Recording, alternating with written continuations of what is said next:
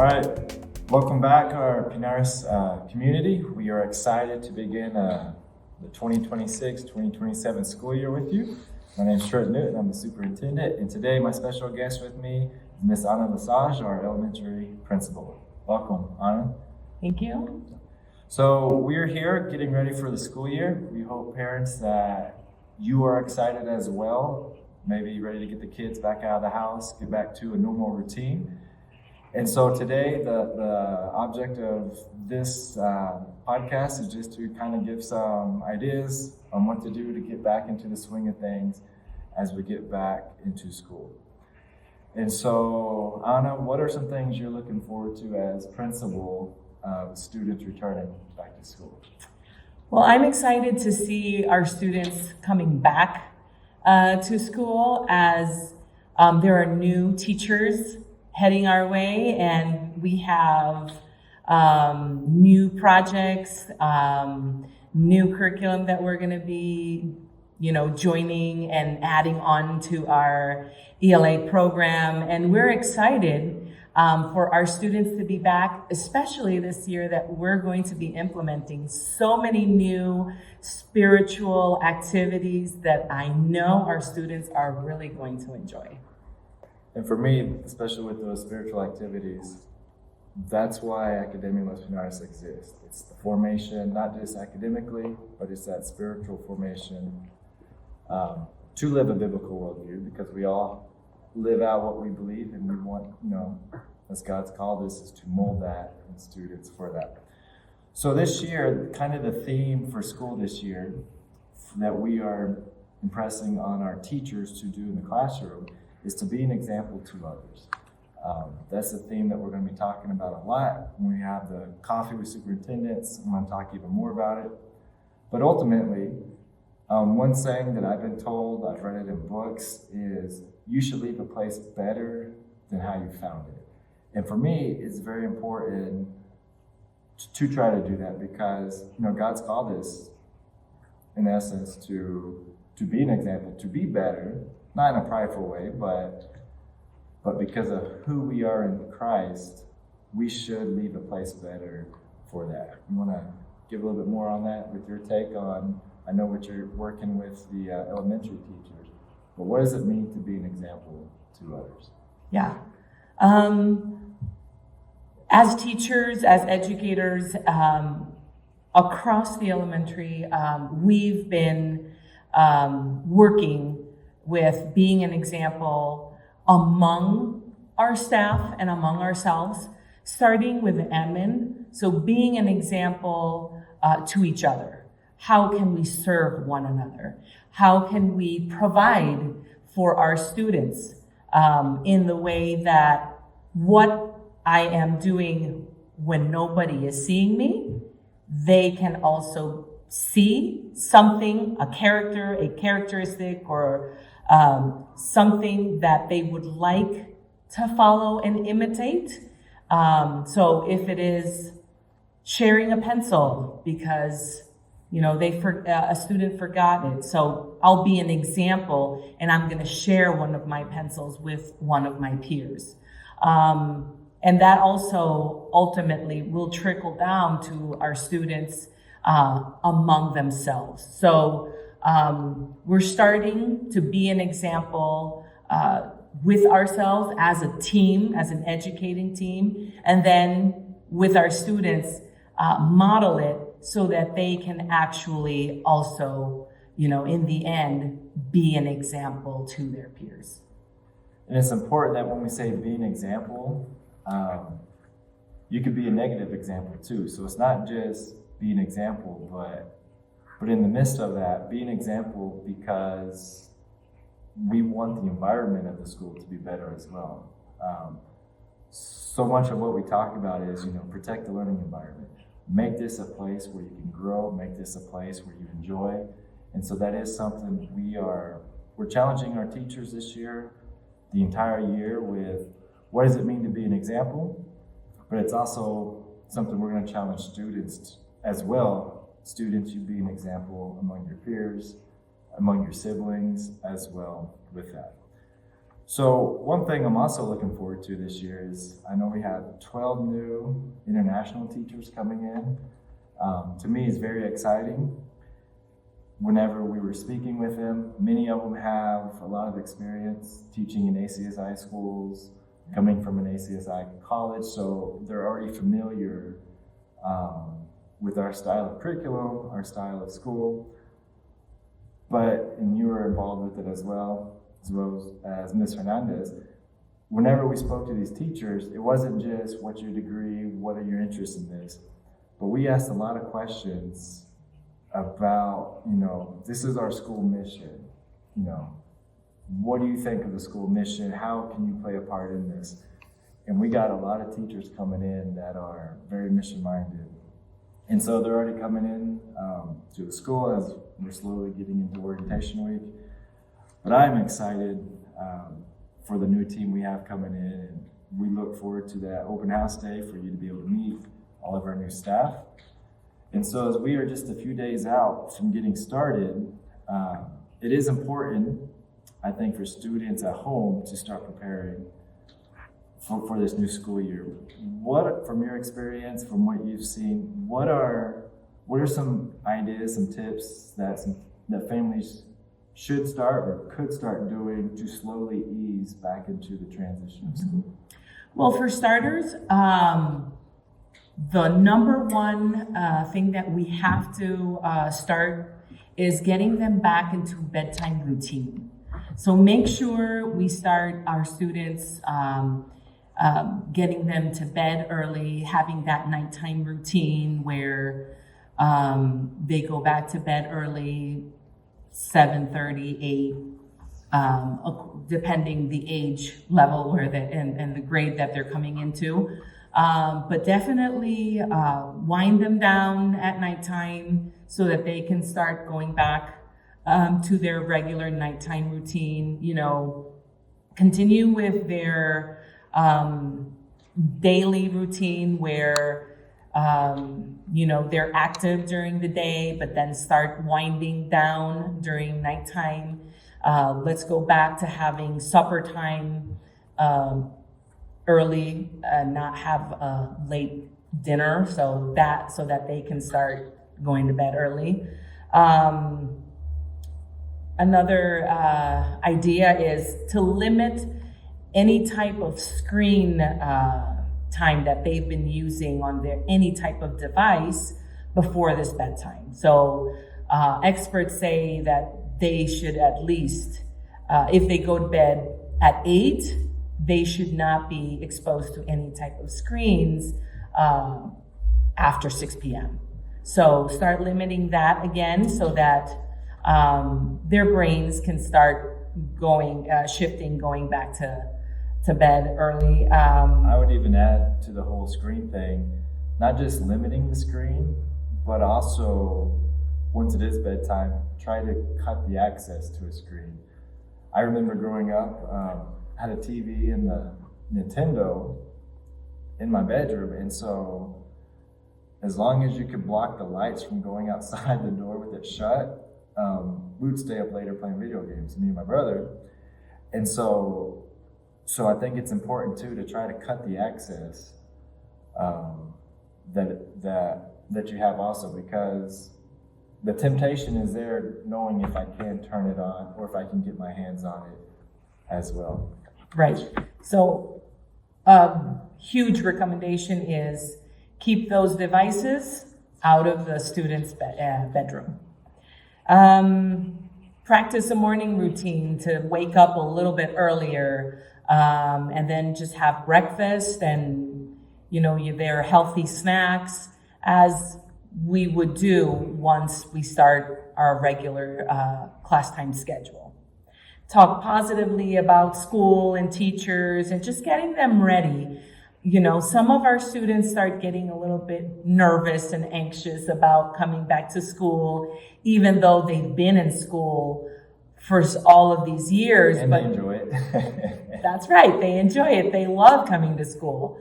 But parents, start talking them into it and, getting them ready. It's a brand new year, and This year is going to be better than last year, and there are so many new and fun and creative things that are going to happen this school year, and just getting them in that mindset, get their uniforms ready, their school supplies ready, where they start getting excited and prepared for that first day of school. And I know not just, getting the morning routine down, but I've found it very helpful too. The night before, you had the uniform laid out, you had the snacks, if they can be pre-made, they're already made. Books have already been checked, they're in the bag, so that should you wake up late, or should you're moving not as fast as you want to, you don't have to spend 10, 15 minutes packing stuff for the morning, it's ready to go. And that's not just an elementary or preschool thing, but this also is for high school as well. Especially high schoolers tend to sleep a little longer, or just are not morning people some of the times. And we know we have a lot of students who have to get on that bus early in the morning. And so having stuff laid out the night before is a great way to, maybe you could sleep a few minutes longer, or you have a little bit more free time should you need it, come in the morning with that. Yeah, definitely. So one thing that's going to be new this year, not just for us as a school, but parents, for you as well, we are changing our SIS. We are going to be moving on from RenWeb, which you've checked grades, you've received the weekly progress report. We will be moving to a new program called PowerSchool. This was not an easy decision to make, but we had a lot of problems last year. And then as we started investigating different systems, we found a system where we can consolidate a lot of our programs into PowerSchool. And so what are some things that you're looking forward to with using PowerSchool?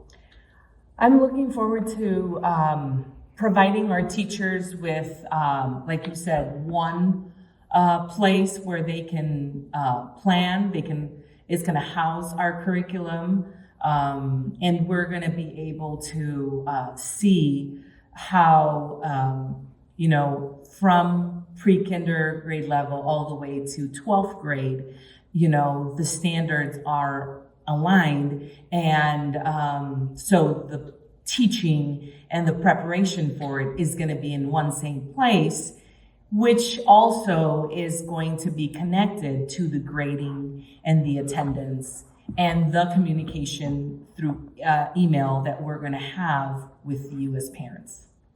And also this goes into, I'm thinking of the lower grades because I know our high school has the Google Classroom, which is a lot easier to connect in. Right. On days we need to be virtual or any of those situations. But elementary is no longer going to be using Seesaw. Seesaw is going to be implemented in a different form, but it's going to be all inside one place. And so it's going to be easier once you log in. Everything you need is in that one spot. And as you mentioned the curriculum, I think as we've gone through some of our trainings, as we've been programming, that is the part that has my interest more as administrator, because we are going to see the alignment so much easier, because it's not going to look at what's first grade has done, what is second grade, what is third, and it's all separated. But everything is going to be in one area for the administrators to see. So we're going to be able to align, we're going to be able to follow up better, what topics throughout the entire school have been introduced, what topics have been presented, have been tested on. But also this is going to help our teachers, it's going to help our principals to help with to try to individualize even more the planning for each student in different areas based off of results we've seen, based off of grades, based off of our MAP scores that we've used. This is just another tool that is going to help us be more efficient when dissecting all of the curriculum, dissecting students where they're at, and all of this. So that is something we are looking forward to. It is going to be a challenge. It is a new system, and like any new system, we'll face some challenges, I know, in the first few weeks, maybe up to the first quarter. but we do believe it is going to, in the end, be something more positive than what we've had in previous years. Yes. And so as we are getting closer to the start of school, sometimes, parents might be talking to their kids, are you ready to go back to school? Are you not? What advice would you give a parent if they've talked to their kids, or maybe it's a first year student, and they're a little bit nervous about making that transition to a new school year, how to make new friends, those type of things. What advice would you give for that? Well, to our new families, I would definitely encourage them, if they haven't done so, to come see the school and walk with your child and talk to them about it. And after that, highly, highly encourage them to be here. That new orientation day for our new students. That is August 5th at 9 a.m. That's a Wednesday. That's a Wednesday. So you can't miss that. They should come, and as a parent, at least one of you be here to support your child and go through the process of being a new student here at school. Definitely do not miss the open house, where not only new students come in, but previous students also are coming in and meeting their teacher for the first time, and they meet their classroom, and they get to walk around campus, and there are so many fun activities for them to do. It's something to ease students and ease their nerves, parents as well, as you transition back into a new school year, so that the first day of school, which is August 10th, is not a major surprise for them. Not even add on to that too, going back to the theme of being an example, I would also, parents, encourage your student, your child, to find a new person, invite them for lunch, especially in high school where they eat outside or in the cafeteria. But also encourage your kid to go find one of those new students and reach out to be a friend too. I know that always helps the environment with that, but also if you're new to the school, encourage your kid to go reach out. Find a kid who has maybe a similar hobby. You'll notice quickly at recess and other things like that. But just step out and do that. And we're excited for it. Parents as well, as Miss Lesage said, it's very important to not miss those days. The 7th grade orientation, as well as new students to the school, whether it's preschool? First grade. Okay, starting in elementary. Our elementary and high school new students, this is also a way you can meet some other new students who are in the same situation you are. They're in a new environment that's not familiar with them, but you can already start creating bonds with some new students. But it's also important on these orientation days, as well as open house, that you can meet the teachers. You can talk to them, and you might even share with them, hey, my kid's a little nervous about this, so that it helps teachers to already be looking to that. But we are excited about the school year, and I hope that I'll be able to meet you or see you again come orientation or open house. Here at Academia Los Pinares, it's important that we stay on the same page, that we're not just a school. We don't want you to leave your kids with us and then we're here doing everything with the kids. This is a partnership between us, between you as the parents, and also the students. So it's important that all three of us are working together. And when that's happening, we will see the results that help fulfill our school's mission and vision. So parents, if you're new to the school, we welcome you. We're excited to start this journey with you. Returning parents, we thank you as always for your trust in us. We are looking forward to a great school year, but we hope you know that we've been praying. We are waiting for this day, and I'm excited. I don't like summers here at the school. There's a strange feeling when it's just quiet. And so I'm looking forward to hearing the sounds of students walking, talking, playing, and enjoying themselves here. That's what we're here for. And so we thank you for your time this day. We look forward to seeing you soon. Thank you.